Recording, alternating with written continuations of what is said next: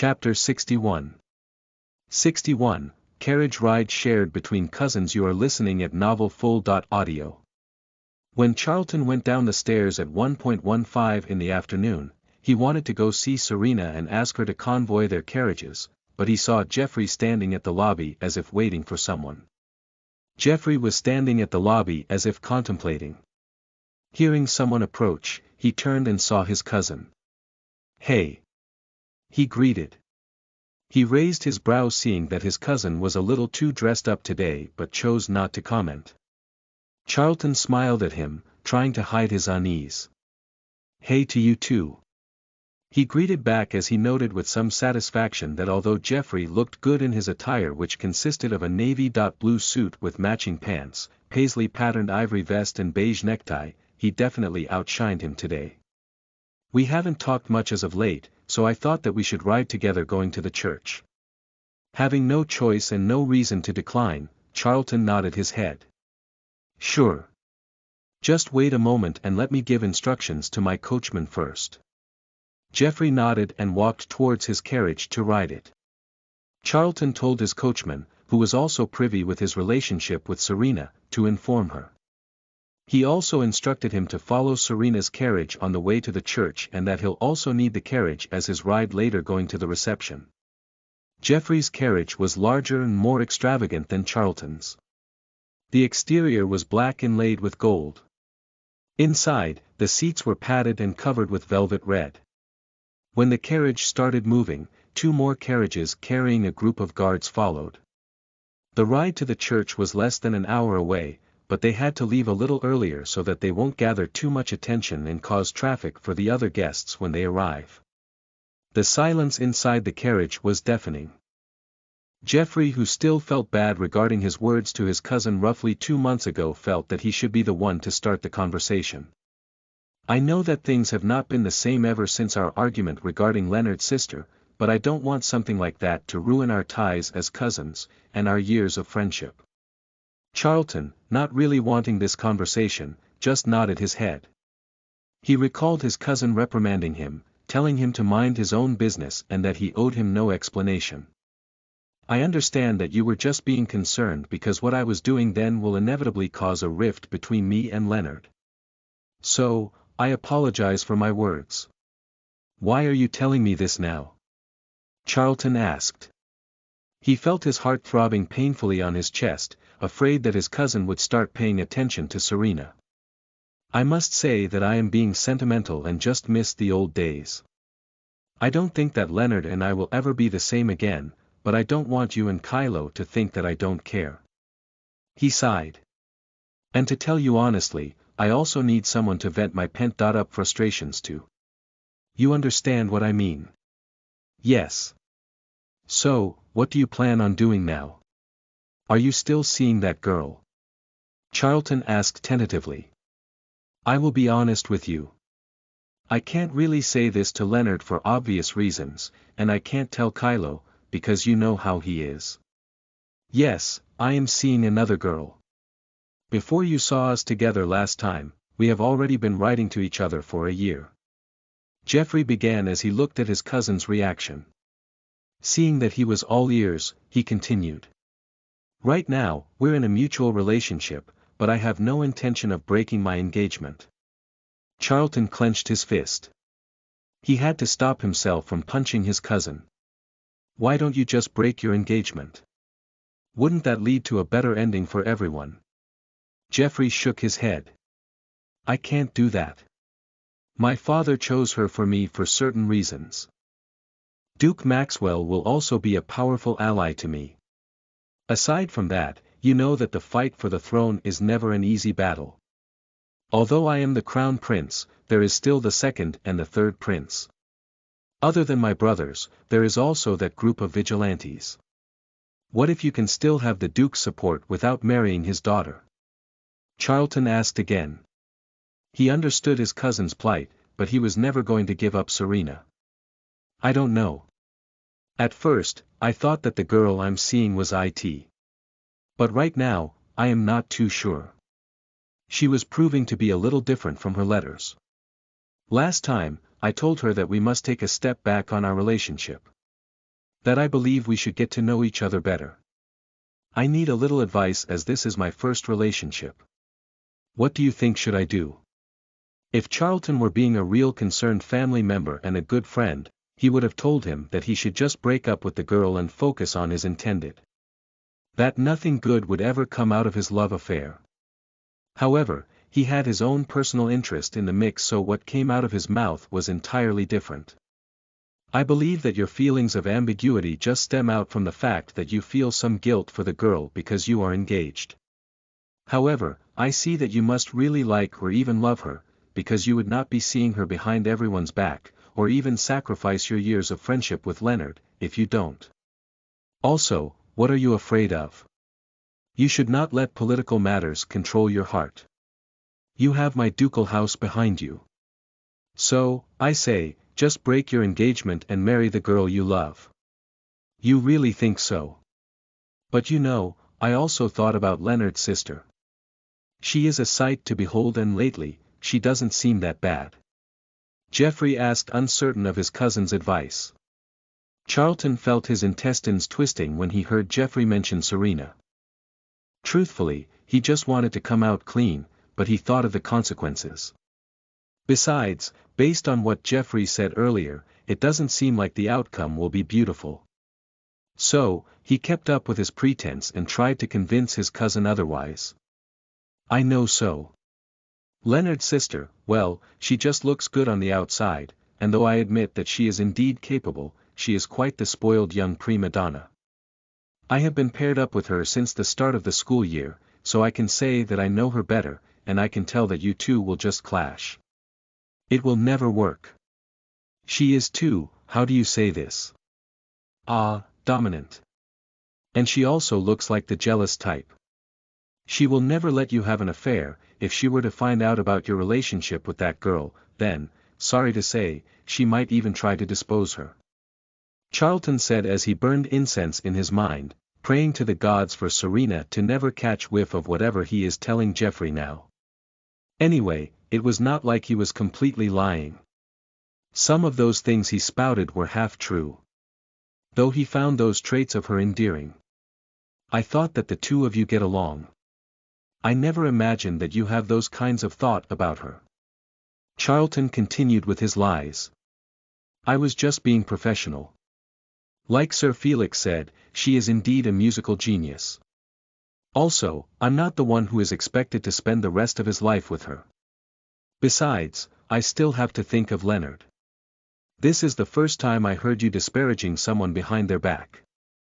She must really be bad, well. Charlton replied as he chuckled awkwardly, by the way, who is the girl you're seeing? Geoffrey sighed, not wanting to keep things from his cousin any longer. Her name is Emily. The girl who's paired up with me. So that's why you agreed with the pair up. And how far have you gotten along? Charlton asked, wanting to know how deep their relationship was, firsthand. Geoffrey blushed. Don't think of her like that. We never engaged on anything except for some kisses. Charlton nodded in understanding. At least that much was good. He knew that his cousin would never want to accidentally impregnate a woman before marriage, as that would lead to an unwanted succession feud in the future. Geoffrey looked outside and saw that they were already near the church. Anyway, thank you for the advice. I'm glad that we had this talk. So, everything is good between us again? He asked. Yes, and if you need any advice, don't forget that I'm here for you. He replied, while feeling a little guilty inside. But hey, as they all say, all is fair in love and war. TBC. Chapter 62. 62, Church Wedding. You are listening at novelfull.audio. When they entered the church at 2.30, there were not a lot of people present for the wedding just yet. However, those that were there could not help but turn their heads towards them. The two were very eye-catching. The people there wondered who they were, as they did not recognize them. Since the two were dressed extravagantly, perhaps, the reason was because they do not move in the same circles. Seeing the two, Felix approached them. Ah! You're here early. Please, may I introduce you both to the groom? Felix said as he motioned the two of them to the man who he was talking to earlier. Good afternoon, Sir Felix. Please do. Charlton replied, while Geoffrey simply nodded. Viscount Robert Addington, it is my honor to introduce the Crown Prince, Geoffrey William and Lord Charlton Daniel. Like I told you last time, they are here to play some of the music later. Robert shook hands with the two. Thank you very much for this favor, Your Highness, Lord Daniel. It is our honor to have you here. It's my pleasure to be here. Also, congratulations on your wedding. Charlton replied with a friendly smile. Yes, and best wishes. Geoffrey added, being polite. The rest of the onlookers were listening to the conversation and wanted the chance to be introduced to the two noble personages. However, Felix hovered over the two as he introduced them to the parents of the bride and groom. At 2:45, Emily arrived. She was wearing a conservative beige dress embroidered with golden threads. Her hair was in a loose braid. A lot of people turned to look at her as she was a beauty. Felix saw her and excused himself from the conversation to welcome her. Ah, Miss Emily, please follow me. Let me introduce you to the parents of the couple. Emily thanked him and followed. She was introduced, but aside from thanking her, the conversation did not veer on other topics. After the brief interlude, Charlton, who everyone discovered to be more friendly, continued to be assaulted by the onslaught of questions from the mother of the bride. He answered everything patiently while at the corner of his eyes, he observed Geoffrey and Emily. He noticed that the two were wearing matching outfits and were smiling at each other. Well, seems like it was not only him who had that idea. Charlton checked the time on his watch. He wondered why Serena was still not present. It was already 2:58 and she was usually one to arrive early. Talk about the devil, for when he faced up towards the entrance, there she was. Nothing could have prepared him for the vision of Serena when she entered the church. His breath was literally taken away. He could hear the bells ringing in his ears and he was afraid that his heart would just jump out of his chest. He thought that perhaps, this was what it would feel like when she walks down the aisle towards him on their wedding day. She was wearing a light blue dress made of silk chiffon. It had a sweetheart neckline and fitted short cap sleeves made of translucent material embellished with Swarovski crystals. It has a fitted bodice with geometric flaps and a flared skirt. Her hair was in a braided updo revealing the eye-catching necklace she was wearing. As she walked, her diamond necklace and the crystals on her sleeves reflected the rays of the sun, giving her an otherworldly glow, creating the illusion that she was a goddess who descended to the mortal realm. The effect Serena had was not only experienced by Charlton, but everyone in the church. There was a moment of silence as everyone wondered who the girl who just arrived was. Felix cleared his throat, signaling everyone to resume their conversation and pretend to look elsewhere. Serena. Welcome. Come, let me introduce you to everyone. Felix said as he approached her. Good afternoon, Sir Felix, I hope I am just on time. She said as Felix escorted her towards where Charlton and the rest were. Serena saw Charlton staring at her earlier, his eyes wide and mouth slightly agape as he took her in. She was satisfied with his reaction as that was her intention. On the other hand, she also observed him. He was extraordinarily handsome, his clothes suiting him perfectly. She also noted that their clothes matched. As they reached the group, Serena stood near Charlton's side. Everyone, may I introduce to you, Lady Serena Maxwell. She was the musical genius I was telling you all about. Felix said. Oh. Felix told us about you and kept praising you endlessly. I'm so excited to hear your song. The mother of the bride, Felicity, Felix's sister said. Thank you, madam. I can only hope not to disappoint. Serena replied humbly with a smile, her twin vortex showing, making her lovelier. Oh you. No matter, I'm sure that it would be lovely. Don't feel pressured. Felicity said while she blushed.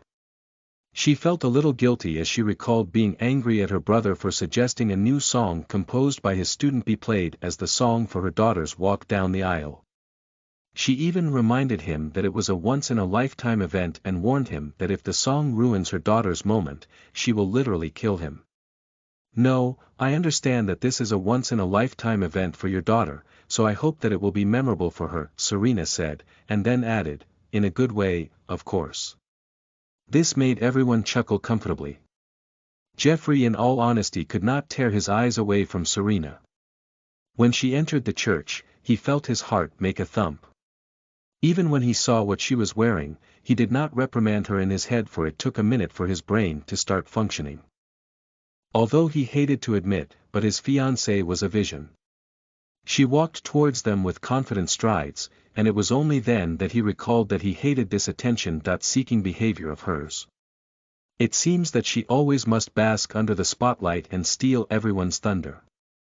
When she started speaking, he was surprised that despite her obviously knowing her position in society, she did not speak arrogantly, but rather, with humility. It was not the first time he noticed it about her, but he just did not believe it. She was garnering everyone's attention, but she did not shy away. Instead, like a fish in the water, she was in her element. She was a contradiction. She was not too humble, but she was also not arrogant. She was able to have this effect on the people she was talking with, charming them, and making them like her incessantly. However, there was a part of him that firmly believes that she was just doing all these for show. That deep inside, she was still the arrogant attention-seeking hypocrite he thought she was. Also, she kept a certain distance from him. She did not ignore him per se, but then again, she did not give him any special attention either. He knew that he should appreciate what she was doing, yet he could not understand why it irked him to no end. Serena breathed in relief after talking with both the parents of the bride and groom. It was only for 15 minutes, but they were able to ask about a lot of things, like how old is she, when did she start learning music and the likes. Thankfully, they were not very privy to her and Jeffrey's engagement, or if they were, they did not mention it. After that, she turned to face Charlton. However, since everyone's eyes were on them, Serena only smiled at him. Their eyes doing all the talking between them. "All right, you four, please follow me, the wedding is about to start," Felix said as he motioned them towards the left corner where a band was. He talked to the band and then informed them of the sequence for their performance. After receiving their nods of understanding, Felix left them to join his relatives. Then, the marching down the aisle began. TBC. Chapter 63. 63, Church Wedding 2. You are listening at novelfull.audio. It was an autumn wedding in the late afternoon, but Serena observed that the color theme was varying shades of pink. At the end of each seated aisle, there were faux sakura trees, below were tall standing vases filled with flowers, and in the middle of each were scented candles. It was a traditional wedding, and Felix informed them that after their performance they were to seat at the left side where the guests of the bride were. Jeffrey and Emily started playing Pachelbel's Canon D, signaling the beginning of the wedding procession. The groom, escorted by his parents, were the first to enter. As the groom reached the front of the aisle, the wedding entourage were next. The wedding sponsors came first in pairs, then the bearers and the flowers girls who strewn white petals on the red wedding aisle runner, followed by each bridesmaid escorted by a groomsman. While all of these were happening, Serena's eyes moved to Charlton's and saw that he was staring at her all that time. She gave him a smile and he smiled back. The song ended just when the entire bridal party was positioned at the front and the parents of the bride at the middle of the aisle. Then, there was a moment of silence as Serena and Charlton took over. As Serena played the first note of the song, the huge arched double doors of the church slowly opened, revealing the bride. The guests noticed that the song was something they never heard before. However, it was suitable for the event, so much so, that it even invoked a sentimental emotion from almost everyone present, causing some of them to even shed some tears as they trailed their eyes on the bride. As the bride walked down the aisle, the guests sitting beside the tall flower vases started lighting the candles. It was like a scene out of a fairy tale. When they finished playing the song, it was just in time for the priest to start his invocation. Charlton escorted Serena to the seat where Geoffrey and Emily were. Dearly beloved, family, friends, ladies, and gentlemen. We are gathered here today as Robert Addington and Ophelia Lobart pledged to spend their lives together. They heard the priest said as he began the wedding ceremony. Serena listened to the mass solemnly. She recalled her own wedding which happened almost 5 decades ago. Her marriage was a happy one, and until their last breath, she and her husband remained true to one another. Although that was a lifetime ago, she still held fond memories and silently prayed for her deceased husband. At the same time, she also asked for his blessings. She knew that he would forgive her for loving Charlton because he did tell her during his last moments that if she were to meet a man after he was gone, she should just go for it. He knew of her secret fantasies. She remembered scolding him, saying, "I'm this old, and you think I can still have some hot young man lusting after me?" Serena turned her head to look at Charlton as she held back her laughter thinking, "Well, will you look at that?" Charlton, feeling her eyes on him, looked back and winked. "I now pronounce you husband and wife. You may now share your first kiss as newlyweds," the priest announced. The groom, now husband, lifted his wife's veil. They smiled at each other and shared a kiss. Then everyone applauded. At the middle of the applause, Charlton whispered in her ear, "When we get married, I will kiss you more dramatically than that." Serena wanted to smack him, but given the situation, she just rolled her eyes. After the ceremony, everyone was ushered outside to welcome the newlyweds as they exit the church. Outside, Geoffrey, with Emily standing beside him, started a conversation with Charlton, who had Serena at his side. "Charlton, I have to go. Please do look after Miss Maxwell as I am unable to do so," he said, acknowledging for the first time that he had some responsibility toward Serena's well-being. Charlton can only nod while saying, "Of course. Do take care on your way back." "All right, you too. I will go ahead. Goodbye, Charlton." Then he faced Serena saying, "Ms. Maxwell," nodding his head in her direction. Serena politely nodded her head back. Emily also said her goodbyes before riding in a separate carriage from Geoffrey. "I thought that they should be sharing the same carriage by now," Serena commented. "Well, they are trying to be discreet, especially in front of you. Now, how about we share one?" Charlton suggested. Serena laughed, not answering his question they both know the answer to.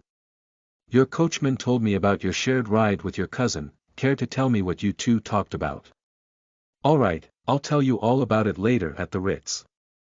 I booked us a room, in case you're wondering." Feigning shock, she said, "Lord Daniel, what made you think that I'll just go meet with you on a sudden rendezvous?" Charlton smirked as he said, "Why?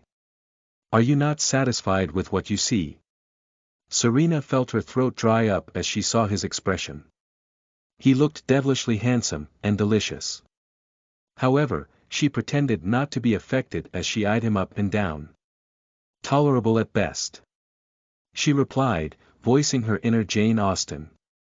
Charlton felt himself blush.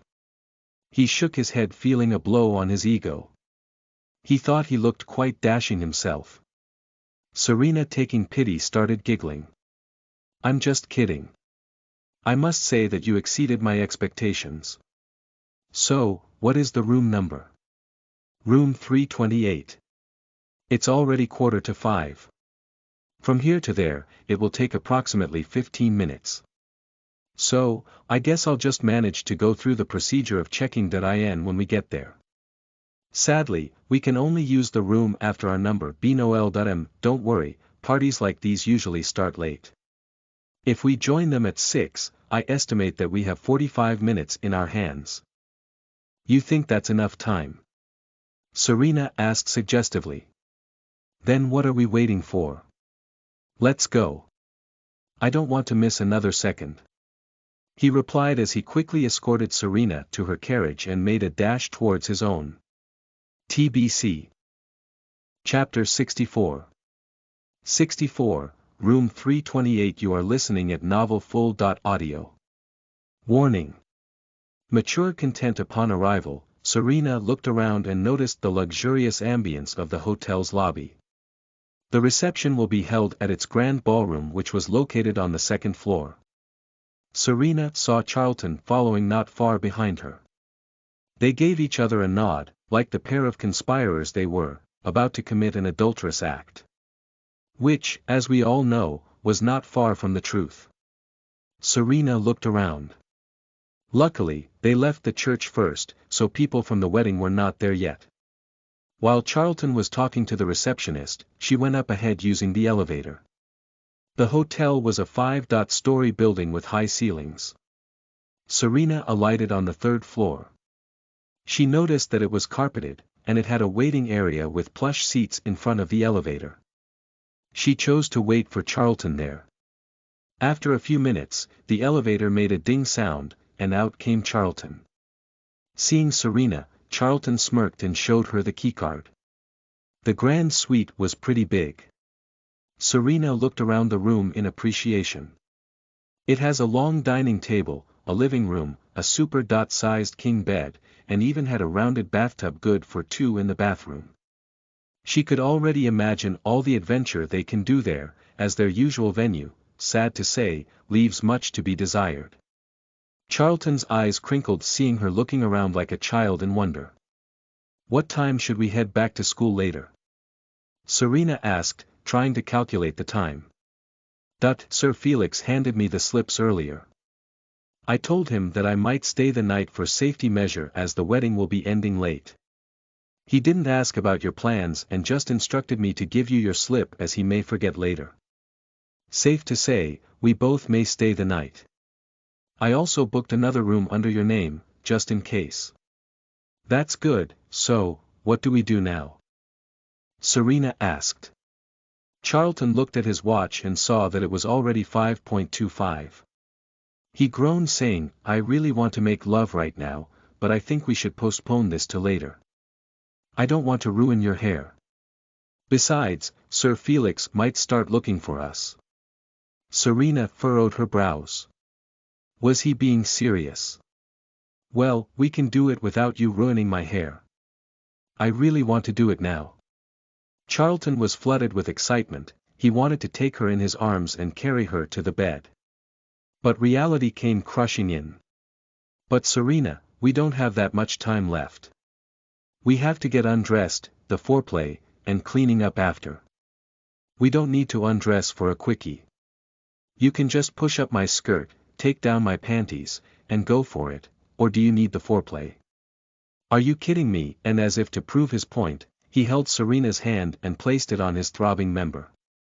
See what you do to me. With you, I am ready anytime. Serena gripped his member, appreciating his throbbing manhood. Well, I am too. Then she let go of his hand as she walked over the dining table, bending over and beckoning him to just lift her skirt. Charlton felt urgency welling up inside him. Things never happened this fast between them before. He pushed her skirt all the way up and saw her white lacy panties. He didn't remove them right away though. He caressed her through them first. Feeling her moist with her own juices, he pulled her panty down. You know, I really want to do more.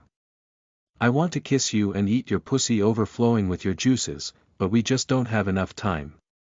He whispered huskily on her ear as he undid his belt, pulled his pants and briefs down to his knees. Serena felt more aroused with his dirty words.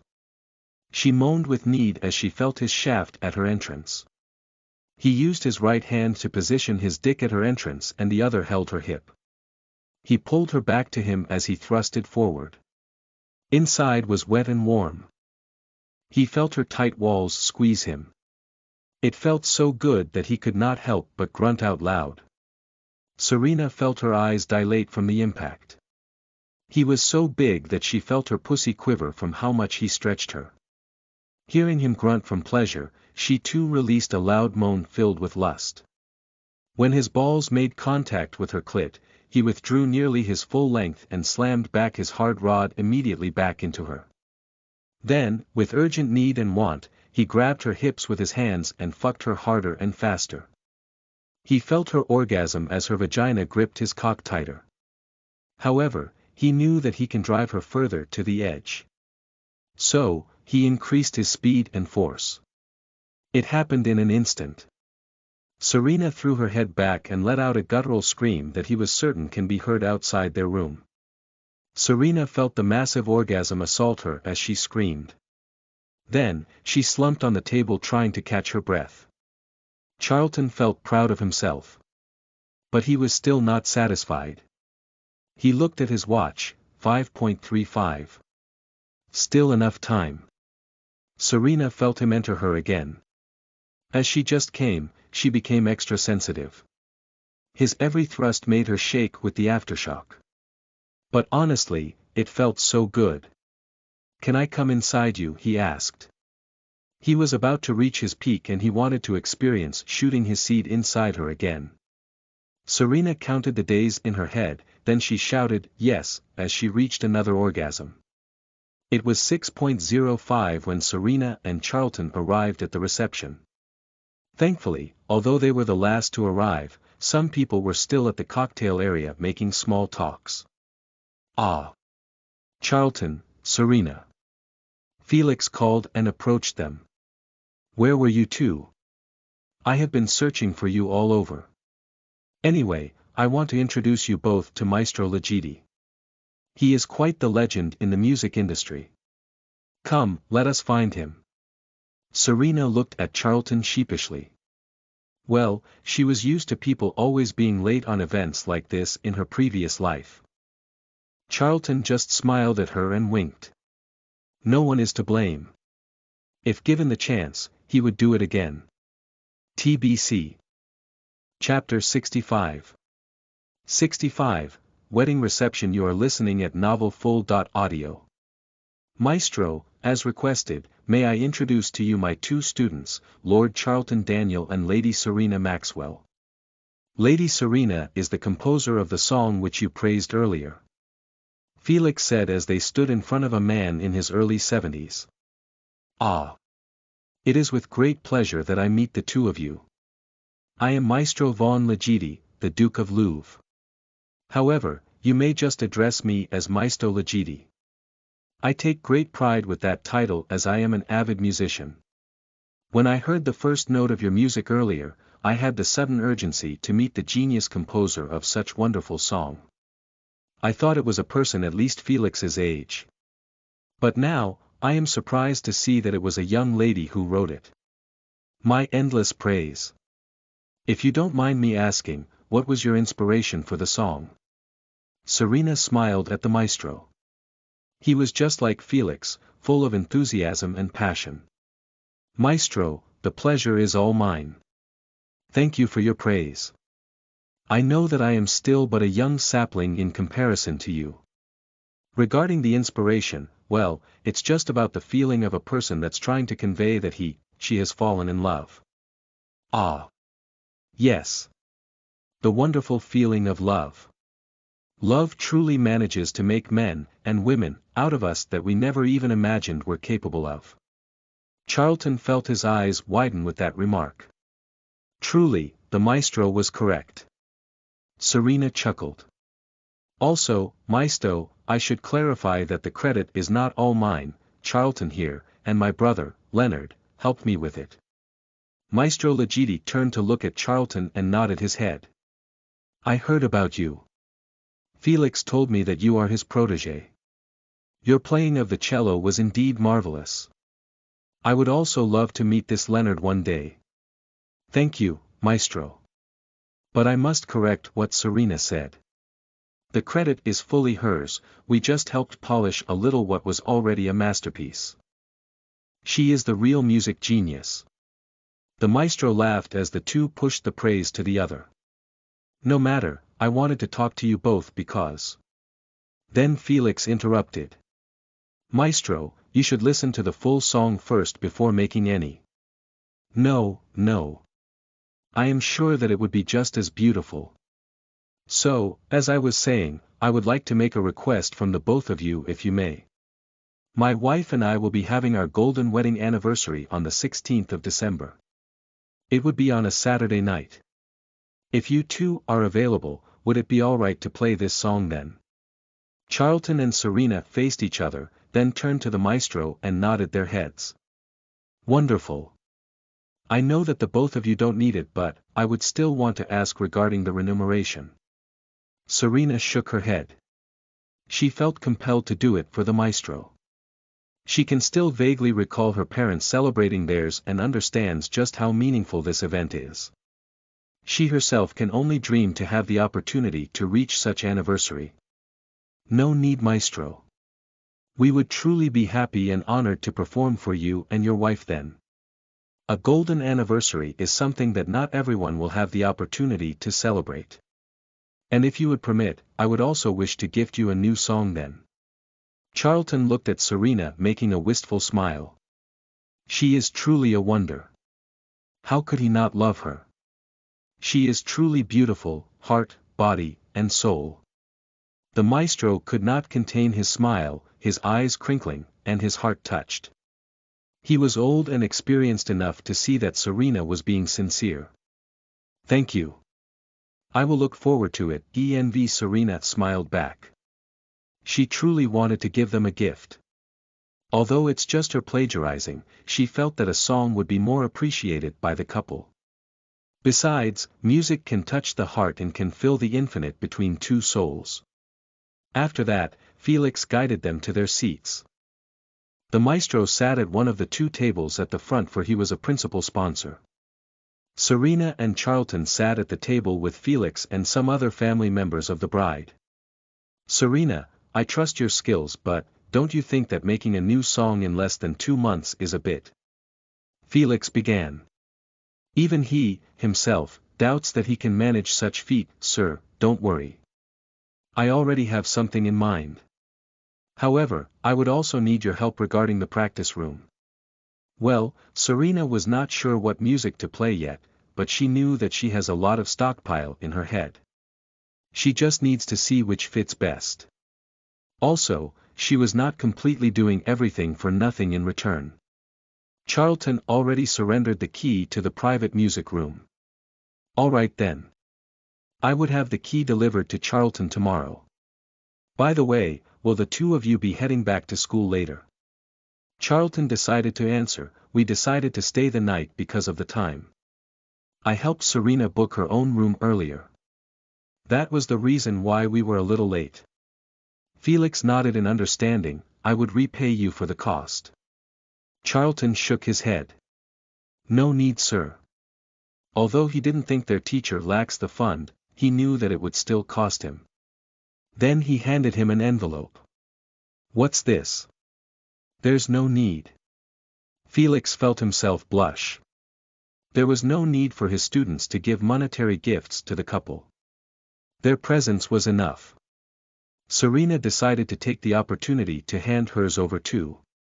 Sir, we know that the couple are just beginning to build their lives together, and well, it's embarrassing to come here empty-handed. So please. Felix reluctantly nodded his head. Then, I will have to thank you both on their behalf. Also, please send my regards to the Duke and Duchess Maxwell. They also sent a gift. Serena and Charlton nodded their heads. The wedding was large and there were about 400 guests in attendance. At 6:30, the lights were dimmed for the grand entrance of the bridal entourage and the newlywed couple. After, the host asked everyone to stand for a prayer. Then, dinner was served. While everyone was having dinner, the program was going simultaneously. They had the cutting of the cake, then the champagne toast. The maid of honor followed by the best man made their speech.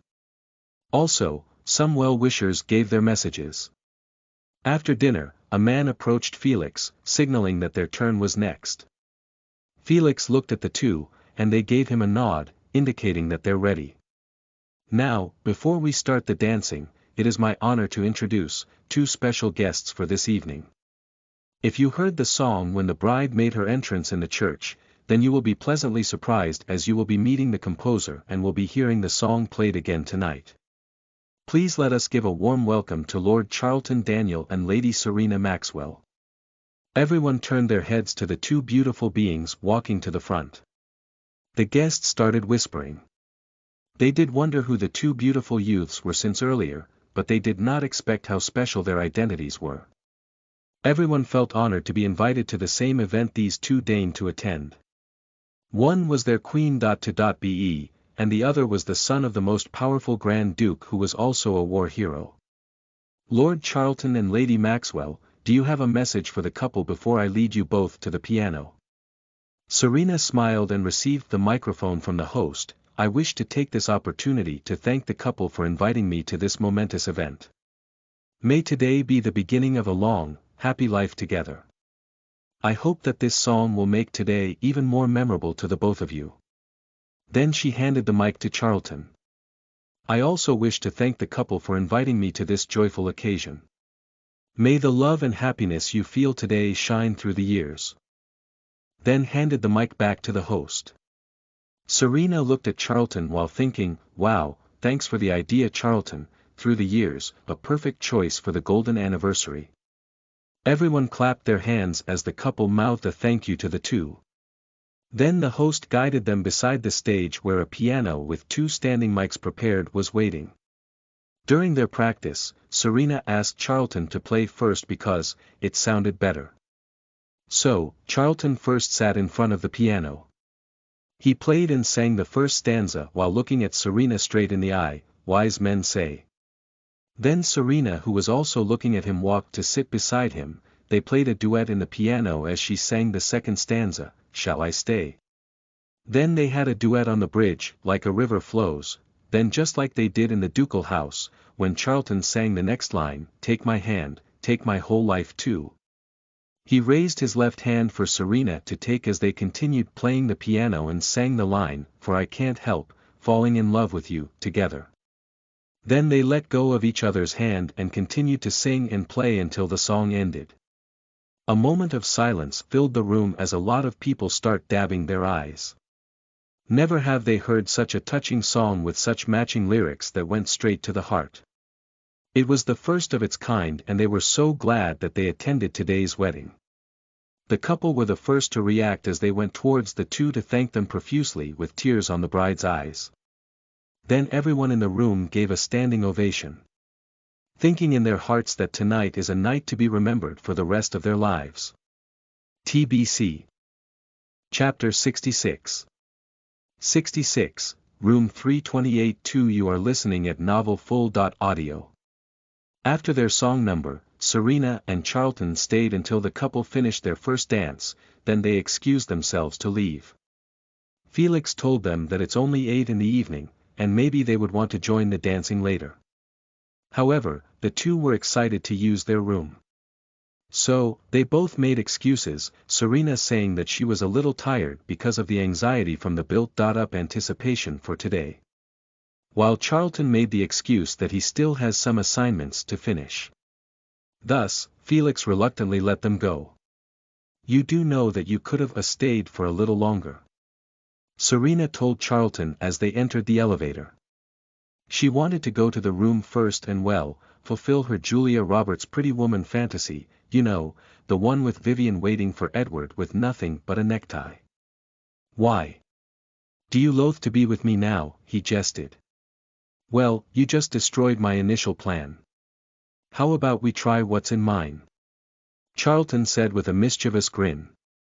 When they got back in the room, Charlton, with a quick deft movement, gathered Serena into his arms and led them to the bedroom. Then, he gently placed her on the bed as his lips fastened on hers in an ardent kiss. Serena responded with an impassioned embrace that radiated her desires for him. Then Charlton tore himself from the kiss and said, "You know, you inspire me to have this sexual fantasy, but I'm afraid you will dislike it." Serena wondered what could be in his mind that he had to ask permission. "Then, why don't you try it to find out? Promise me first that you won't hold it against me, and just say stop if it gets too much." Serena nodded her head as she stood up from the bed. "Unzip me," she said. Charlton kissed her back as he lowered the zipper. Then as he removed the sleeves, he kissed the top of each of her shoulder. Then he sat her on the bed and removed her shoes. "Wait here, I'll just get something," he said. What was he getting at? She wondered. As Charlton rejoined her, he sat on the bed, stroked her face, and started kissing her.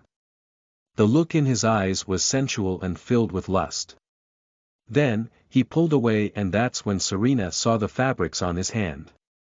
Charlton chuckled as he saw her eyes widen. "Want to back out now?" Serena shook her head and smirked. As if saying, "Show me what you've got." Then he fixed a blindfold on her, covering her eyes. Serena suddenly had an odd combination of panic and anticipation. She never got to try this before. The first thing she felt was his mouth against her, kissing her. She instinctively wrapped her arms around his neck, enjoying the feel of his mouth against hers. Then she felt him gently pushing her down on the bed, his body over hers. Suddenly, he lifted her wrists. She felt him carefully bind them above her head with a soft fabric. While he whispered, "Don't be afraid," Serena was not afraid, she was indeed feeling nervous, as what he was doing clicked on her mind. She guessed that she was now getting tied down to the bed. Her smile got prominent because Charlton started laughing. He moved down, removing her panties first. He picked each of her ankles in turn and tied them to each corner of the bed. Then, she felt him stand up. She heard the rustle of his clothes. She guessed that he was getting naked. She felt her spine tingling as she felt Charlton's eyes staring down on her as she lay there, her whole body completely naked for him so see and use. She felt her cheeks redden as she wondered what's on his mind. She suddenly started missing looking at his eyes and seeing his expression. After what felt like ages, he kissed her again as he asked if she was okay. She managed to get out a yes, trying not to squirm because she can already feel the moisture leaking from between her legs. As he moved, she felt his stiff cock brushing up against her. Serena continued to blush as she felt him moving down her body. Kissing, licking and nibbling every inch of her. She felt her body arch and react on its own. Charlton sked as he squeezed her left breast. "You're really enjoying this," he said as he suckled her nipple. Serena gave an appreciative moan in response. Then she felt his eyes on her center as he palmed both her pearly gates, stretching them so that he can have a full view of her glistening vagina. She felt her body reacting stronger with want and embarrassment. He was staring at her center for a long time, but she couldn't do anything but lay there and let him do whatever he wanted. She felt his breath on her as he gently edged his face closer, starting with her left leg, kissing her thigh. She felt like she was to go insane with expectation. "Charlton, please. This is killing me," she said. Charlton just chuckled, paying her no heed. Then he started lapping on her wetness, thrusting her with his tongue, and as if that were not enough, he sucked her clitoris and used his 2 fingers pushing inside her. Then, to stretch her more, he used 3. Serena felt intense pleasure build up and she moaned as she reached her first orgasm. Serena panted, then heard him leave the room. She wondered what happened. She was laying there wet and filled with unsatisfied want. Was he coming back soon? Then, she heard him return to the room. She smiled, eager to know what's next. She heard a clink as he placed something down on the nightstand. She suddenly felt shock as a freezing ice cube touched her nipple. "Cold?" he asked. Then he covered her hard nipple with his mouth. He traced her stomach with the ice down to her center. Then, she felt him inserted inside her. Not satisfied with just that, Charlton took another 2, and inserted both inside her, one by one. Serena felt the odd sensation, but she could only moan and ask, "Are those clean?" With her mouth open, Charlton took the opportunity to stuff it with his manhood. Serena was surprised as she felt her mouth full of his cock. Unable to move but wanting to give him pleasure, she started sucking him as he thrust it in and out. She thought how awkward this was, but with his every movement, she could feel his throbbing member filled with desire for her. Between that and the cold melting ice cubes inside her, she felt like she was about to go crazy. She wanted another orgasm and him to fuck her so badly. "Keep your eyes shut no matter what," he said with a hint of mischief. Serena felt the blindfold being pushed up onto her disheveled hair. With her face free and mouth filled with his cock, she kept her eyes shut. Then he pulled out of her mouth, as he started rubbing his manhood. She wondered why he wanted to do that rather than just let her suck him, or him just enter her already. Before her brain had the chance to answer, she felt his cum starting to hit her face. Within seconds, her face was covered. She never imagined that Charlton would dare shoot his semen on her face. Not even her previous husband did that. It was a little degrading, but it was also very exciting. She wanted to wipe it off her face, it didn't smell nice, and it felt sticky, but she couldn't. Then she felt him go down on her, he started lapping her again. Feeling that the ice cubes have all melted, he inserted another one. Serena felt his semen drying on her face. She couldn't stand this anymore. "Please, Charlton."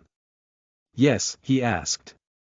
"I want you to fuck me already," she said in between breaths. "More detail," he mischievously said.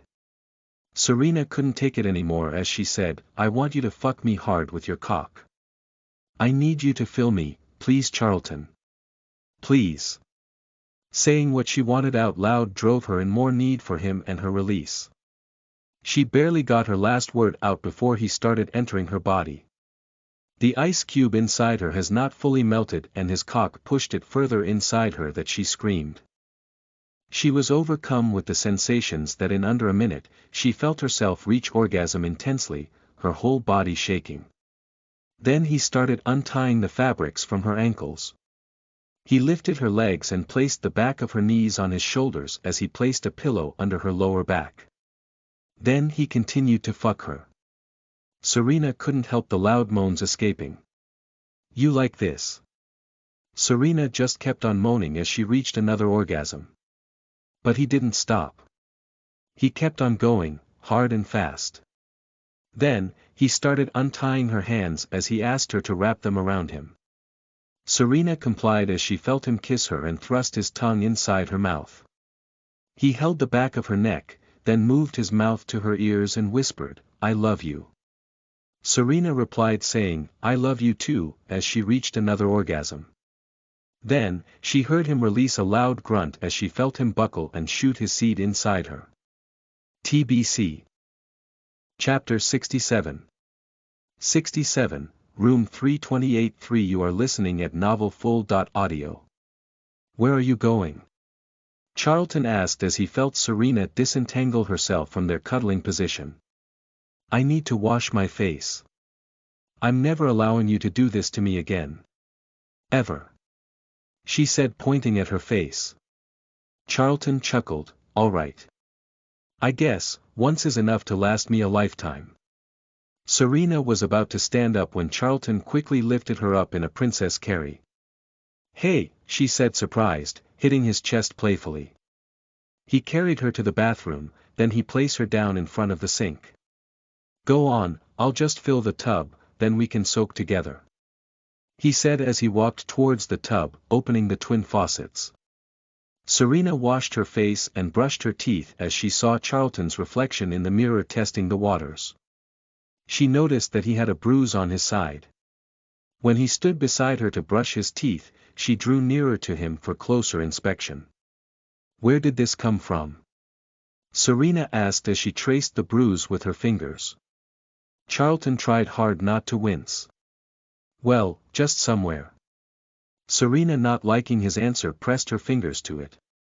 "Not telling, ouch, ouch," he said as he held her hand to stop her. "Okay, I'll tell. I wanted to earn some money, so Kylo took me to this place." "That Kylo again? What place?" "Please don't blame him. It was entirely my idea." "So, you're trying to defend him now? Okay, spill. Where did you go? And what did you need the money for? Well, we went to this underground arena, I promise not to go there again. It's just that, well, I don't want to rely on just my allowance to, well. Serena understood what he meant.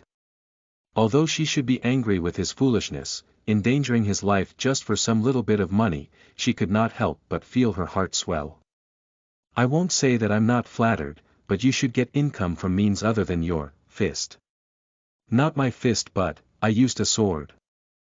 He smiled, happy that she appreciated his effort. Serena raised her left brow and of course, not use your other sword. Anyway, how much did you even make? Charlton chuckled at the innuendo, then picked her up and placed her in the tub as he closed the running faucet. 160 grand. Serena's eyes widened. That much, she already had a rough understanding of the prices here. Charlton joined her in the tub and sat behind her, so that she is now in between his legs. Yes, but I only have 120 grand left. I had to give commission and finder's fee to Kylo, pay for this room and the other. If you would not dislike it, I'll hand it over to you. He said shyly as he lathered soap on her back. Serena, happy with his words, turned to face him. All right, I will keep it. Let's use this money as our pot money for our exile fund. Maybe one day we can also start earning from making music and then this pot will grow bigger and bigger, she said excitedly. Well, she has to keep her feet planted on the ground. She knew how important money is in any era. Charlton nodded, smiling, her happiness and excitement infecting him. By the way, Serena, less than 2 months for a new song. Do you know where to start yet? If not, then I'll try, but I don't really have the confidence that it would be as good as the one you made. Don't you have confidence in me? Of course, I do. It's just that I don't want you to put too much pressure on yourself. Don't worry, you already gave me the idea earlier. I already have the title in my head and some of the lyrics. She said as she turned around and leaned on him. Charlton hugged her from behind. Tell me about it. The title will be Through the Years. Want to hear the lyrics, she said as she laughed. All right. Let's hear it. Okay, don't laugh. She said as she started singing some of the lyrics. I can't remember when you weren't there, when I didn't care for anyone but you. I swear we've been through everything there is. Can't imagine anything we've missed. Can't imagine anything the two of us can't do. Through the years you've never let me down. You turned my life around. The sweetest days I've found with you. Through the years I've never been afraid. I've loved the life we've made and I'm so glad I've stayed right here with you. Through the years, she cannot recall the whole song as of now, but she can fill in the blanks later. Charlton hugged her tighter as she sang. He can feel the song reverberating to his being. What do you think? Serena asked as she turned around to face him again, smirking, feeling proud of herself despite just plagiarizing Kenny Rogers' work. What can you not do? Charlton asked, making her laugh. Good. More than good. When Sir Felix hears that, he would be kissing the ground you walk on. He chuckled, already having the image in mind. I thought he already did that after the first one. Charlton laughed again and playfully splashed water on Serena. What was that for? To wake you up. Serena splashed water on him in retaliation. They kept hurling water at each other until only little water was left in the tub. Both of them laughing and just enjoying the moment. Then, Charlton held Serena's hands to stop her movements. They were still full of smiles as he moved to kiss her. Then he pulled back and looked at her straight in the eye. Serena, I love you, and like in your song, I wish that I will get to spend my life with you through the years. Serena felt that he was being serious, so she kissed him, nodded and said, so do I. After cleaning up, they cuddled in the bed naked. Charlton spooning Serena. By the way, what did you and Jeffrey talk about during your ride to the church? She asked, remembering. Charlton told her everything he and Jeffrey discussed. Of course, he omitted the part where he said the not too flattering words about her. I see. Anyway, I hope that things between him and Emily work out. For while I'm not a fan of Emily, I do enjoy the life of privilege I'm living now. Charlton was silenced by her words, contemplating. Serena, noticing his silence, asked, "Why are you being silent?" "Nothing." "What nothing? Tell me." "It's just that, sometimes, I feel a little inadequate." "You are giving up your chance to become a queen just to be with me. Everything I can give and offer you, you already have. So, I feel guilty. Aside from that, I see you, and I see no one more deserving of that position."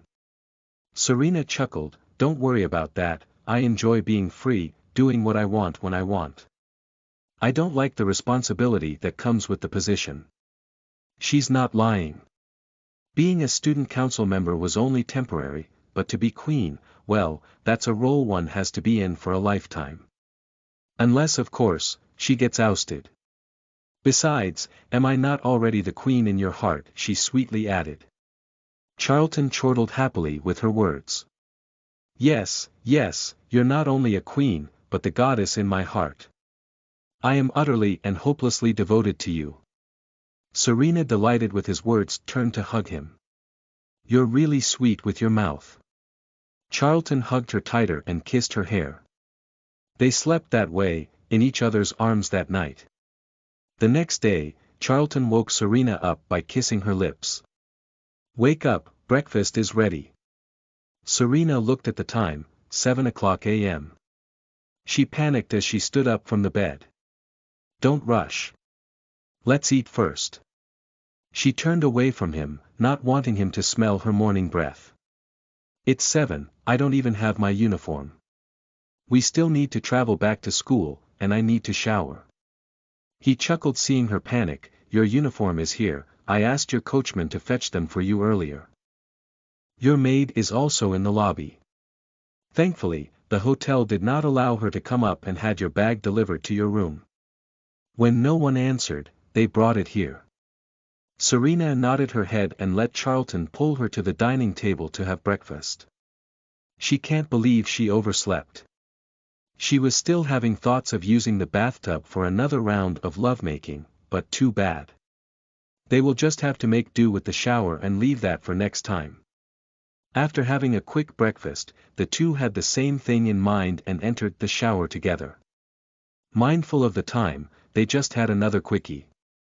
Thankfully, when they arrived in school on separate carriages, they were just on time. TBC. Chapter 68. 68, Real Numbers. You are listening at novelfull.audio. The days passed quickly. After their music class, Felix told Serena and Charlton about the feedback from the attendees regarding the song. He said that it was well received and has taken everyone by storm. A lot of people tried to reach out to him, asking if it is possible to have it sang on their or their relatives' upcoming wedding. There was also a startup company owner who approached him, asking if he can talk to his students regarding a recording deal. He talked about using their song to launch his company's flat disc product along with a certain device wherein people can have the song played. Serena realized that this is history in the making. The flat discs of late 1800s is about to enter the market. She immediately understood how big of a deal this will be. So, she told Felix that she is interested with the man's recording deal and to help her set a meeting if possible. Felix told her that he didn't have the man's contact as he was too busy at that time. However, the man would most probably be attending the golden anniversary of Maestro Legidi, as apparently, the maestro boasted that night that the pair will be playing during his event, not only that they will even present a new song. Talking about the song, he asked how she and Charlton were progressing. Charlton told him that Serena was already half done with the lyrics and she even had the melody prepared. Currently, he is working on the sheet music accordingly. Felix nodded in approval and asked them to inform him if they need any assistance. Also, he would like to listen to the song once they're ready with it. The numbers don't tally with the information provided during our last meeting. Artemis remarked after Jeffrey explained about some minute changes. As it was only 8:30 in the morning, the student council meeting room was only occupied by 4 members. They were discussing about their plans for tomorrow. Yes. I was also surprised last week when I visited. Initially, my understanding based on the information sheet given to me, was that there were only 34 children. However, they gave the excuse that there was a typographical error, and when they handed me the updated version it says that there are 84. This is blasphemy. Clearly, they tried to deceive us. Are we still pushing through tomorrow? Daether reacted. Never mind that. Anyway, the effort we will be making is almost the same. We also have additional volunteers. At the very least, we will be helping more children. Jeffrey answered. The president is correct. However, with regards to the budget, there will be some constraints. 84 is a far cry from 34. Mary interjected. It's too late to change plans now. The children are already expecting us tomorrow. I know I am also at fault, so I will find a solution for the matter regarding the budget. Jeffrey finished. At 8:52, Serena arrived in the council room with Leonard. As everyone was already there, the meeting started a few minutes early. Good morning everyone. Today, we will discuss some details regarding our excursion for tomorrow. Last week, I was informed that there has been a mistake regarding the number of the children in the orphanage.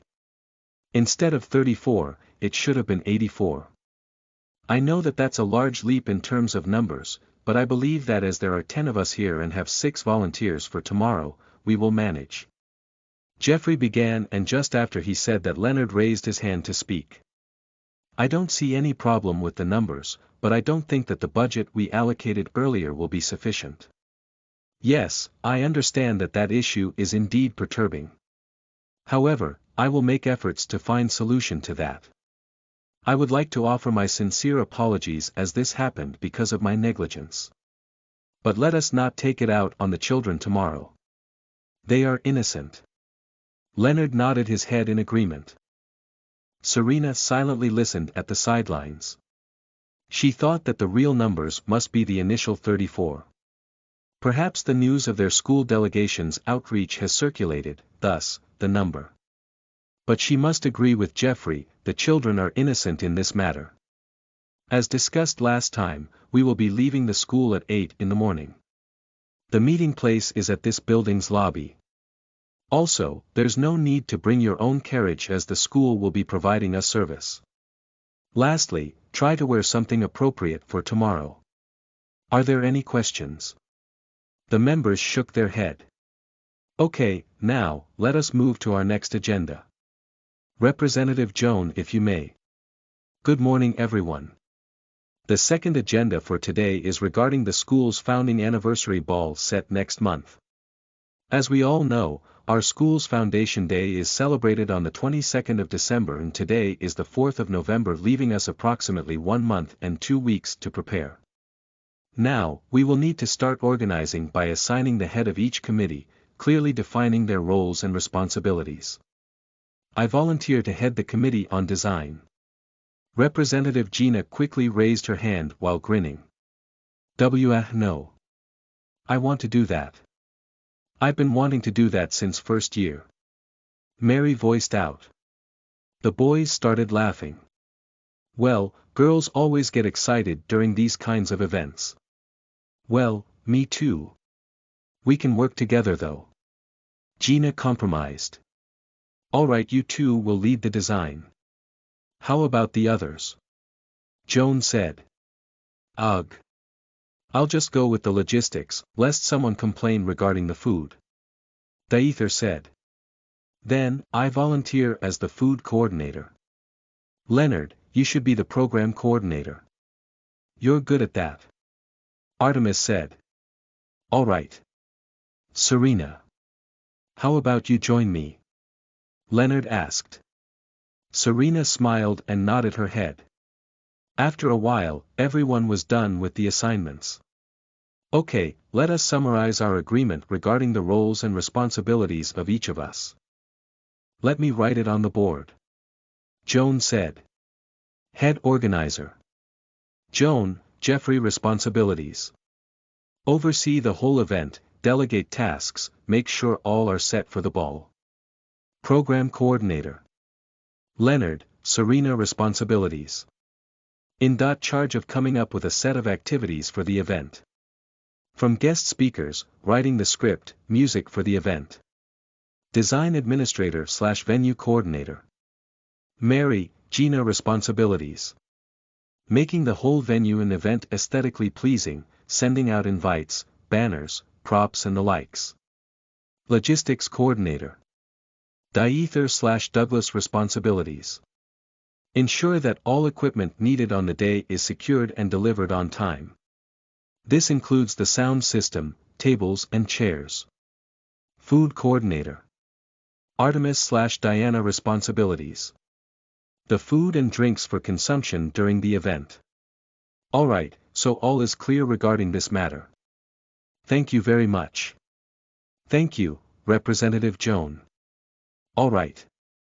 As we only have those as our agenda for the day, do you still have matters you wish to raise or discuss? The council members said no, and Jeffrey adjourned the meeting. The sun was shining brightly that Sunday morning. When Serena walked towards the school building annex with Via, who volunteered thanks to her insistence, in tow, it was 7:50. What are you doing here? Serena asked, pleasantly surprised. Before entering the building, Serena saw Charlton loitering outside. When he saw her, his eyes lit up and he quickly approached her. As he walked, the rays of the morning sun shone upon him and the wind rustled his hair, which was parted sideways. Just like the first time she saw him, Serena blushed. He was so handsome that even his simple clothing could not conceal his charm. I'm volunteering. Why? Are you not happy to see me here? Charlton said, then he acknowledged Via with a nod. Of course not. I thought you have other things to do. Serena replied, giving him a smile. She did suggest for him join, but he told her that he might not be able to because he still has to work on a paper. I wanted to surprise you, he said with a cheeky smile. Via rolled her eyes, their sweetness making her skin crawl. Okay, I'm out. See you inside. Serena and Charlton laughed. You go ahead inside with your friend. I'll follow you shortly. Serena nodded her head and entered. Inside, she saw that all of the council members were already there. In addition, she saw a man she didn't recognize. Kylo, who was busy talking with Leonard. Emily at the side talking to a girl. Then, as if on cue, the girl turned around. She turned towards the entrance, then her face instantly turned beet red. Ugh, isn't that Isabel? What is she doing here? Via, recognizing Isabel, asked. Serena saw Isabel, whose face suddenly turned beet red and turned to look towards the entrance. As expected, Charlton just entered the lobby. Oh, the drama, she thought as she rolled her eyes. TBC. Chapter 69. 69, Orphanage. You are listening at novelfull.audio. Good morning. As I was informed by your president, everyone is already here. I am Mr. Timothy Benedict, the teacher assigned to escort you all to the orphanage. Please be informed that the school has provided carriages as our service. Now, as you can see, there are 17 of us. Each carriage can hold 9 people, so we can just divide ourselves by gender. He said, as he motioned Jeffrey that it was his turn to speak. Thank you, Sir Timothy. Good morning, everyone. Just some announcements and reminders. Again, we will be going to an orphanage and not on a field trip. This is not simply an excursion but an outreach. The place may not be stellar, but it is their home. We will also be joining them for lunch, and we will be eating what they usually have. So, do not expect some 5-star cuisine. The children there may not be born from nobility or wealthy families, but they are human beings just like us. So please be considerate and kind when you meet them later. Now, before we leave, I would like to thank our volunteers for this year's outreach program. The volunteers, kindly stand here in front with me. The 6 volunteers moved to front, then Jeffrey asked them to introduce themselves. Good morning everyone, I am Kylo Lewis, a second-year student. I'm pleased to meet you all. Kylo introduced. Honestly, he didn't want to volunteer, but since all his friends are there and Charlton asked him to because according to him, he had nothing better to do, then there he was. Good morning, I am Charlton Daniel, a second-year student. I am pleased to be here and I look forward to working with everyone. He said then gave a warm smile. Serena noted that the girls, particularly, Isabel, and the other members of the council, started swooning. Ugh! Why did he have to be that handsome? Hi, I'm Joseph Adams, a senior student. I look forward to working with everyone. Good morning, I'm Emily Evans, a first-year student. It is a pleasure to meet everyone here. I also wish to extend my gratefulness to the Student Council for letting me have the opportunity to be here and help the less unfortunate. Hi. I'm Isabel Price, first year, and I'm glad to meet everyone. Isabel said as she blushed and bowed her head. I'm Via Gonzalez, also a first year, and I look forward to working with everyone here. After, the members of the council members clapped their hands and briefly introduced themselves.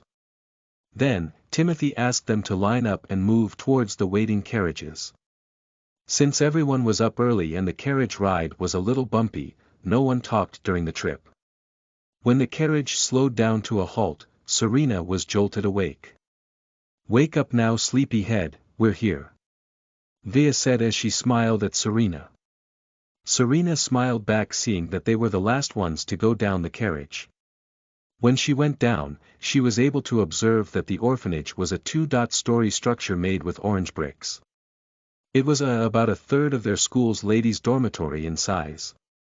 Not that small, but considering the fact that it's housing 84 children and the adults in charge, it should be very crowded. Neighboring the orphanage, she can see on the left was a park with a playground. And on the far right was a church, as there was no ongoing mass, it was empty. She saw welcoming them at the entrance were 8 adults, 4 female and 4 male. Then behind the door, and at the windows, she could see curious children trying to catch a glimpse of the guests. She saw Timothy and Jeffrey approach the waiting adults and they started talking. After a while, Jeffrey asked everyone to come over and he introduced them one by one. Thank you everyone for volunteering to help our humble home. I am Mr. Ives Bart, the head facilitator of this orphanage. Please follow us, as we give you a short tour of the place. Then, we will introduce you all to the excited children. Then they entered the building. Contrary to Serena's expectations, the orphanage was not as bad as she initially thought. From the entrance, there was a small hallway leading them to a reception. First, let me show you the dining hall. Then they entered the room which was located behind the reception. As you can see, we have 6 long tables that can sit 12 children at the maximum each. If you look over there, that is the buffet counter, children line up to get their food ration, and behind that is the kitchen. Then they exited the room, and turned left. This is the public toilet for boys and girls. Each has 6 toilet bowl, and 6 sinks.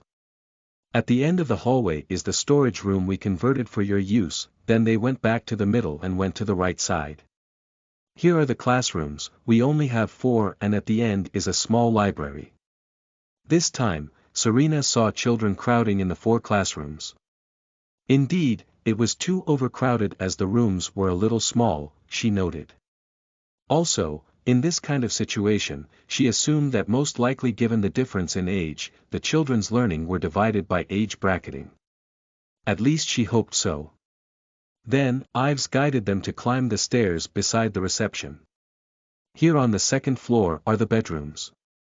We have 6 in total. 2 are being shared by the facilitators, and 4 are for the children. We have 4 bathrooms here on the 2nd floor. 2 for the children, it has 6 shower heads each and 2 toilet seats. Then the other 2 are for the facilitators with 2 shower heads each. Serena observed that the bedroom had double decks and below the double decks were cushions which she assumes the children pull out to sleep on. The bathroom was as described. Given what she saw now, she can say that the orphanage was not lying. She felt a little ashamed that she thought the worst of them. So, that's it. To tell you honestly, all the facilitators here were also children who grew up in this orphanage. It has been the church that has been giving us support for the longest of time. Currently, our main problem is that the number of children needing admittance is ever growing and of course, not everyone gets adopted. Currently, we already have 14 children above the age of 15, and they don't know where to go when they reach 17. The orphanage can no longer take them in as facilitators as all the positions have already been filled. Aside from that, we know that it will just continue as children all grow up. I believe that other orphanages are also suffering the same predicament, only perhaps, in a larger scale. Ives explained. Timothy nodded in understanding. That is why we brought this group of students to help you in this predicament. If it were to prove effective here, then we can also apply it to other orphanages at a larger scale. The members of the council looked at Jeffrey. That was not what he said in the meeting. Mr. Ives, thank you for bringing this to light. Jeffrey said as he furrowed his brows. He was quite dissatisfied that what he was told was far from what they are seeing now. Thank you too for being here. I would want to be honest with all of you. I apologize that the information given was not in line with the reality. The one who wrote it was once part of this orphanage, but that was years ago. The situation then is not the same as it is now. We should have written it, but, to tell you honestly, we don't know how to fill in those complicated papers. He was the only one who knew how to write well as he has been lucky to get adopted and got to have proper schooling. However, he has been busy and did not get the chance to visit the orphanage, thus his information was outdated. That's all right, Mr. Ives, now that we know the situation better, we can adjust accordingly. For now, we should meet the children. Then, when we come back, we will have an outlined plan. Timothy replied. Our sincerest gratitude to all of you. Please wait at the converted room for your use as we gather the children in the dining hall to meet you as it is the biggest room in this orphanage. When the 17 of them reached the room, Timothy closed the door. Inside were 3 long tables combined to make a U.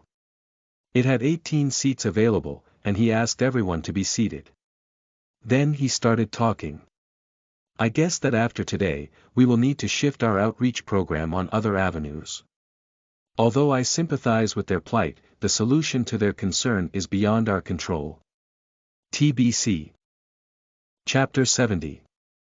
70, Orphanage 2. You are listening at novelfull.audio. Silence filled the room until Leonard spoke.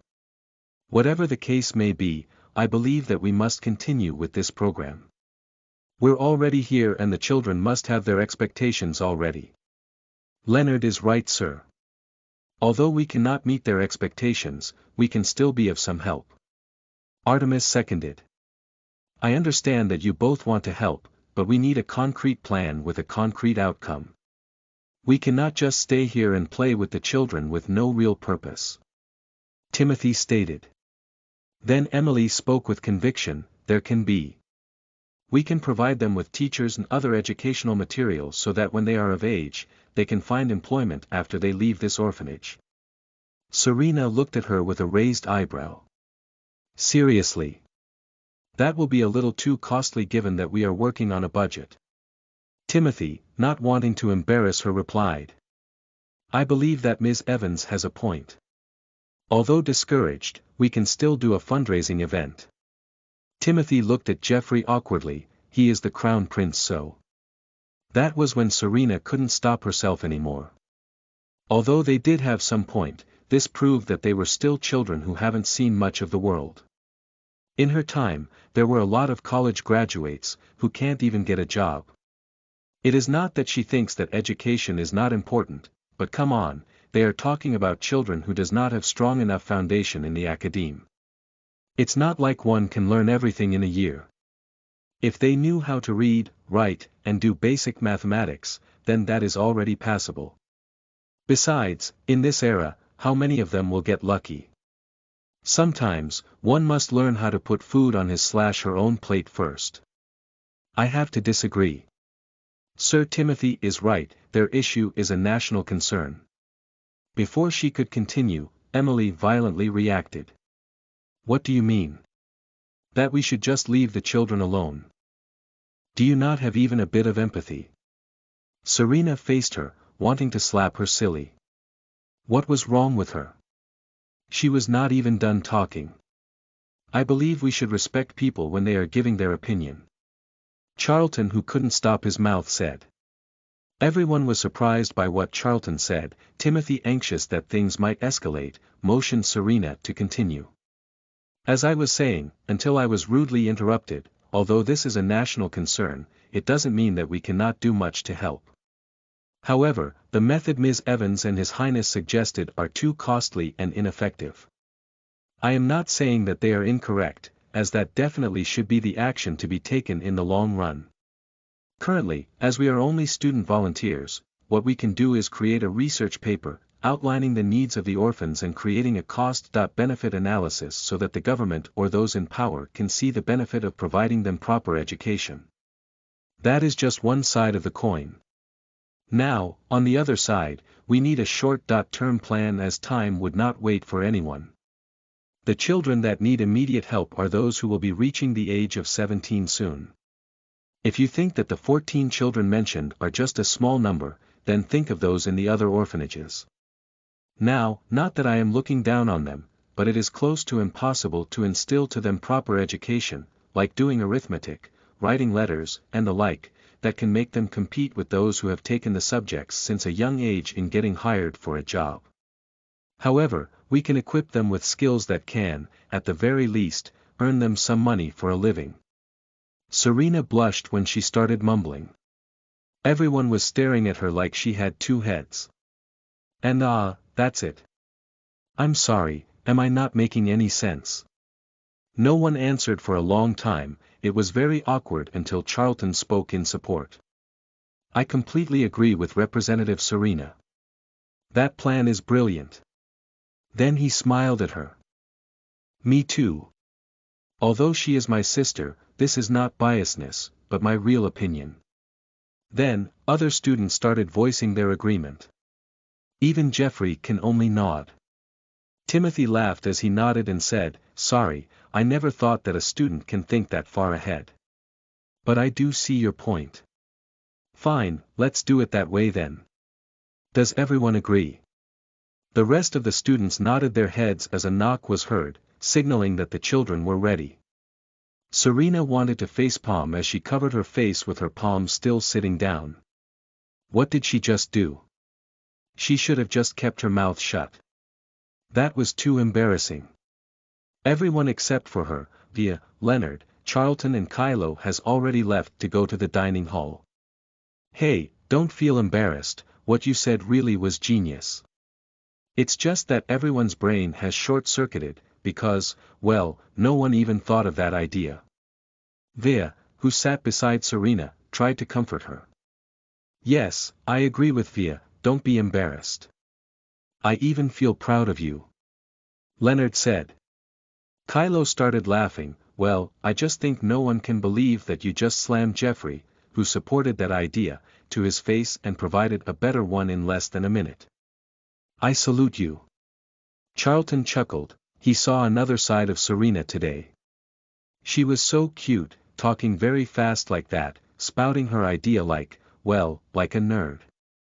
Now, she was embarrassed. He finds it cute too. He wanted to comfort her, but he's afraid that she will get angry, because he really wanted to laugh. Guys. Come on, let's go. By the way, brilliant idea, Representative Serena. Gina, who was asked to call them, said. All right. Leonard replied as he looked at the others. Serena, who felt that she has recovered, already stood up to follow. Charlton looked at her, winked and gave her the thumbs up.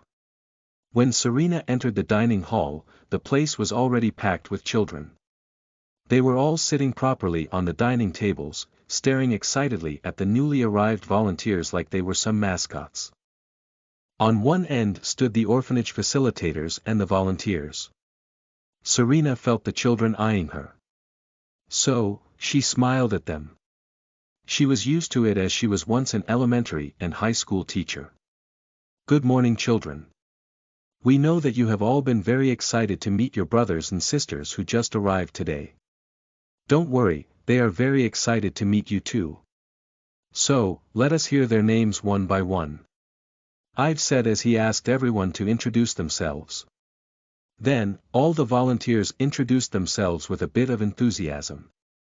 The younger children made oohs and ahs, while the older ones just looked with curious eyes. Now, these brothers and sisters will be with us every Sunday.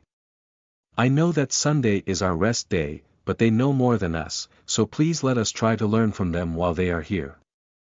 Ives coaxed. Brother Ives, how long will they be with us? A young girl asked. Until June next year if everyone will be kind to them and not cause any trouble. Oh, thank you. Alright, so right now, I know all of you are eager to talk to them. So please wait a moment as I will divide them in groups and make them join your table. Is that alright with everyone? Yes. The children said together. As there were 16 of them excluding Timothy, and there were 6 tables, they were divided in 4 groups of 3 and 2 groups of 2. To make things fair, they decided to draw lots. Apparently, the groupings turned out to be this way. Group 1. Artemis, Via, Douglas. Group 2. Kylo, Gina, Joseph. Group 3. Mary, Dieter, Joan. Group 4. Serena, Jeffrey, Emily. Group 5. Charlton, Isabel. Group 6. Diana, Leonard. Charlton was first to protest. The reason, obviously, because he doesn't like the outcome of the draw. He reasoned that he and Isabel were just volunteers and a council member should at least supervise. However, Timothy said that this was just temporary, later on, they will change it depending on the circumstance. Charlton looked at Serena, who just shook her head. He really hated the outcome. First, he doesn't want Serena near Jeffrey. Second, he doesn't want to be paired with Isabel who kept staring at him. He was getting tired of pretending not to see her, the girl looked pitiful, but he has a girlfriend. This has got to be the worst day ever. Serena can only sigh. She doesn't really mind being grouped with Emily and Jeffrey, they can act all lovey-dovey for all she cares, but looking at Charlton's side, well, she's not jealous, but it was still irritating. TBC.